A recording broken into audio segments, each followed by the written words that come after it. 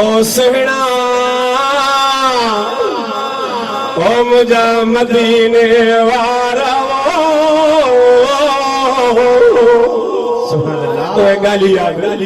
सुना मुखे फलाने बितवाला चयो महबूब है से मोहम्मद ने बच्चे दा सलाम रजा सही आशिक मुखे ओ मुगेरी बिचान पे महबूब के सलाम चांडिया बिचान पे सलाम जरूर पीड़ी असा दे को लेवी तो ये सब दाहू ये दाहू तो ये झोली भरे नहीं दाह या निकल दिया खपे खैरात तुझे तरत आयो सुभान अल्लाह खैर वठण आया झोला भरे छड़े जान सखी आयो पिनड़ आया झोला भरे छड़े जान सखी आयो पिनड़ आया खपे खैरात तुझे तरत आयो खैर वठण आया झोला भरे छड़े जान सखी आयो पिनड़ आया झोला भरे छड़े जान सखी आयो पिनड़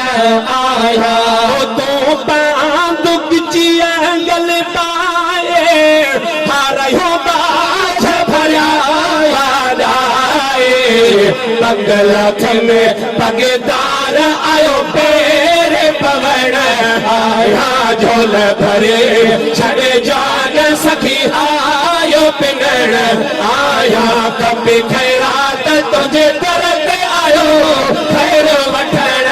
आया झोल भरे छड़े जान सखी आयो पिनड़ आया झोल भरे छड़े जान सखी आयो पिनड़ आया तू वाली बंड मंडी दड़ो हर आशिक खे आदी घोर बजाए मुझा घोट आयो मां पे घुरण आया झोल भरे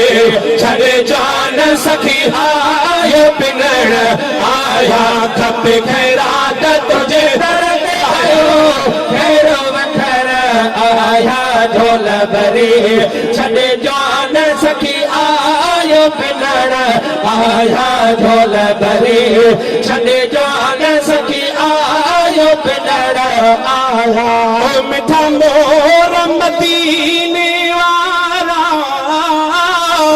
सुभान अल्लाह कर कुर्बो कुर्बन वाला शान भरिया शाही जोर आयो बाहु बठण आया झोल भरे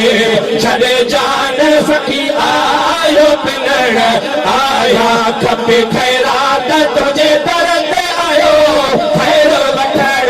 आया झोल भरे छड़े जान सखी आयो पिनड़